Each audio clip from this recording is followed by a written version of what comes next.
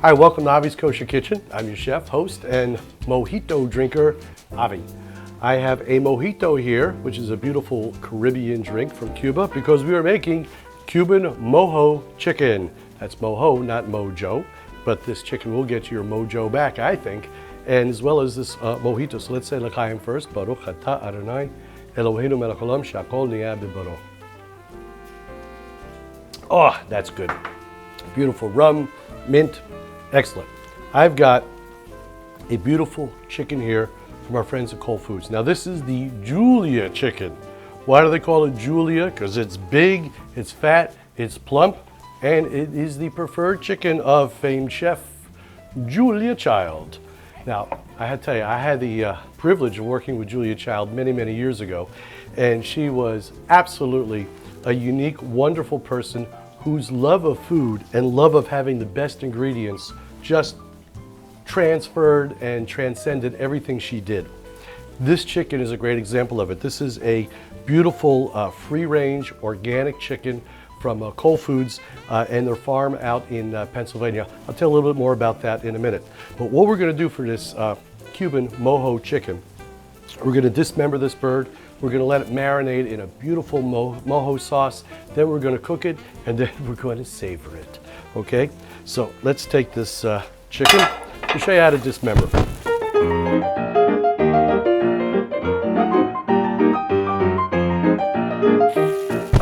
Now I've got one of these beautiful 2-gallon plastic bags. A gallon bag will work as fine as well. I'm going to put my chicken parts in here.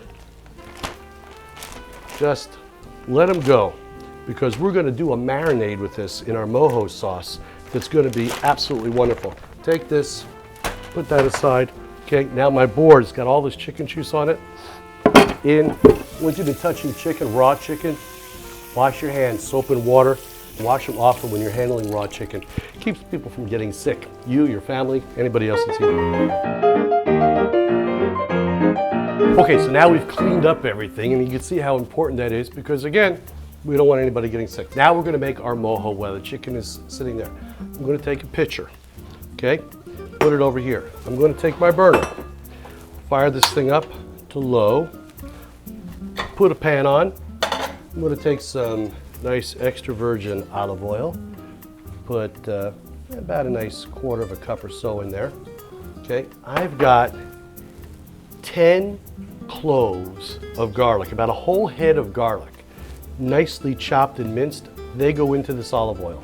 Very nice. Now we don't want to cook this garlic. We just want to let it sweat a little bit, just to let it release some of the flavor right into that oil. Okay. Now into our jar, while this is getting nice and happy, I've got right here the juice of 2 fresh oranges. That goes in here.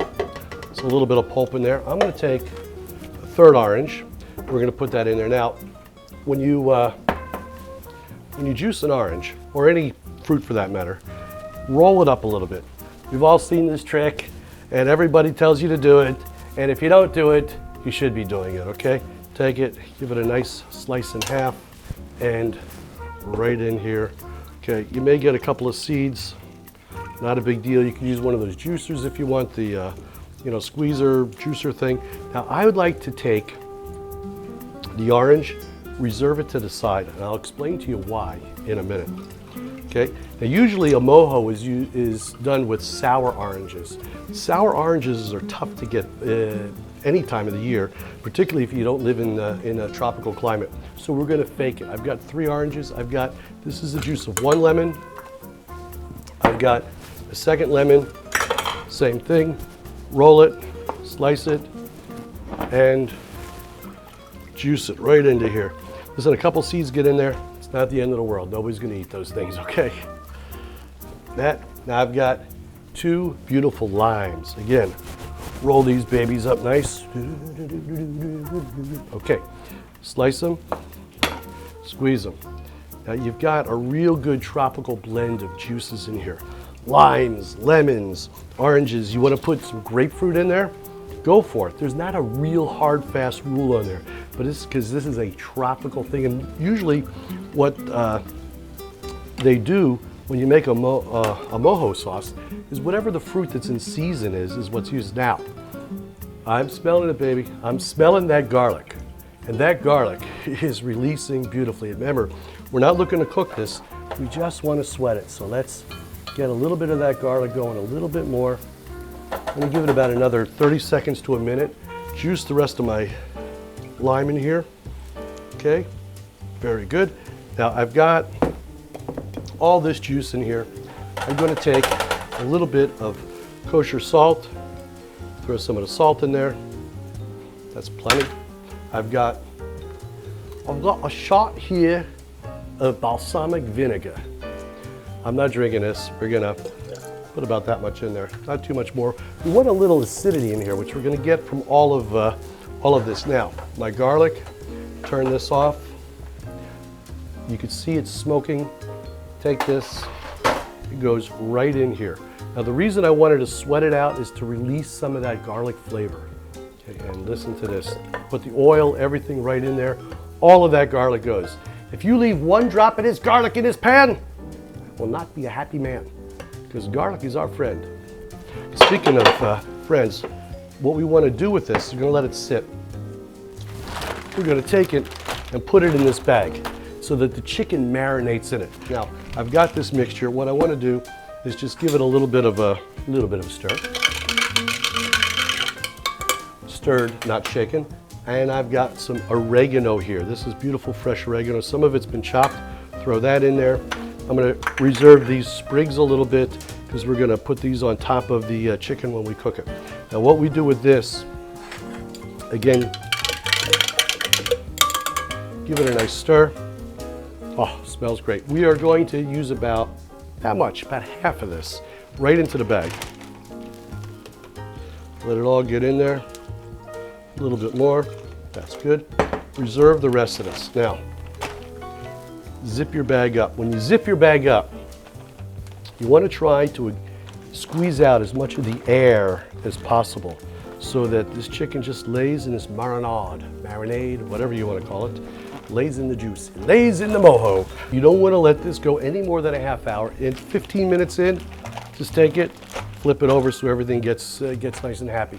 If you leave this marinade longer, the acidity in the juices and the vinegar and everything else like that will start to cook the chicken a little bit. And the outside, you'll see, will start to turn a little bit of white like it's been cooked. You don't want to do that. You want to just let it be nice and happy here. So we're going to take this, set it aside, and in a half hour, we're going to put it out on our plate and our baking sheet. We're going to bake it in a 350-degree oven, and it's going to be absolutely mojo-rific. Okay, so it's been about a half hour. I've got my chicken here. It's been marinating. It's room temperature. We're ready to go to the next stage. I've got a cooking sheet lined with foil. Okay, nothing special, nothing crazy about it, nothing up my sleeve. Open up our chicken, take this out. Now you can see that the meat already is starting to get just a little tinge of white on there. That's because of the mojo. Now I'm going to put this down, skin side down, which is to say the fatty part of the chicken down. The reason we're going to do that is because we want the flavor in it, the juices, to stay close to the top. If you do it the other way, they end up going close to the bone. Put this down, but we will, about a half hour or so into the cooking, flip this over so that the skin all has a chance to brown. Now, I'm telling you, this mojo smells, like I said before, mojolicious. It's really good. Now, quick tip, you got a little bit of mojo left in here. At this point only, you can put a little bit into your pan. Get some of that garlic in there and stuff like that. The rest of this, zip up your bag and throw it away. Do not use it. It has got raw chicken in it. It could be dangerous for you, so that's done history. This is all laid out. Nothing special we need to do with this other than put it in our 350-degree oven, about a half hour. We'll flip it. We're just going to go about another half hour or so. If the skin towards the end isn't crisp enough for you, pump the heat up a little bit, 400, 450. If this were a smaller bird, by the way, I would be going at 400. So if you're using one of those other chickens, you go at 400. But for this beautiful Julia roaster from KOL Foods, you want to go at about 350 because you need time. It's so big and that meat is so much. If you go 400, the outside is going to get dried out until you get to the inside cooked, okay? So a little bit lower on that. Let's go put it in, and then we're going to check back in about an hour or so, and we'll take a look at the final product. It's been about an hour. Our Cuban Mojo chicken is out of the oven. Now, about a half hour in, I turned the chicken over, basted it, and I took the lemon and the orange and stuff like that, put it in. I took a little bit of the oregano that we had, put it in, just to give it some aromatic flavor going in there. You know, when something else is burning, like when you're smoking something with wood or something, that flavor still gets into the food. So that's what we do. We're gonna toss these, throw them out. We don't need any of that stuff, okay? That goes. We take a sort of medium dish pan here. The reason we want to do this is we want to get all that great mojo that it's cooked in right into there. But first we're going to take our tongs and take out that oregano. We don't need any of that. Lay our chicken into here, and I'm going to show you exactly what we do with that leftover mojo that we had. And I got to tell you, if you could smell this, you smell all of that wonderful garlic and the citrus coming out. It just really just does that to you. Okay, so that's what we do here. Take a little bit of our drippings, pour that over. Okay, and if that's not enough for you because that dripping is old, we still got this little dripping here, okay? Our beautiful fresh mojo, and you can put that over there, or take this, put it in a gravy boat, and when you serve it, people could just spoon it over themselves. And this, with a little piece of baguette or something, you know what I'm talking about? A little how you do it in there, sop that up with the chicken. It's really, really, really, really good. Now I've got a plate, I've got some nice green beans on. I'm just gonna take our chicken, put it on here. This great Cuban Mojo chicken is gonna be absolutely fantastic. This is from KOL Foods, the beautiful Julia roaster that we had, 5.5 pound bird, huge, big.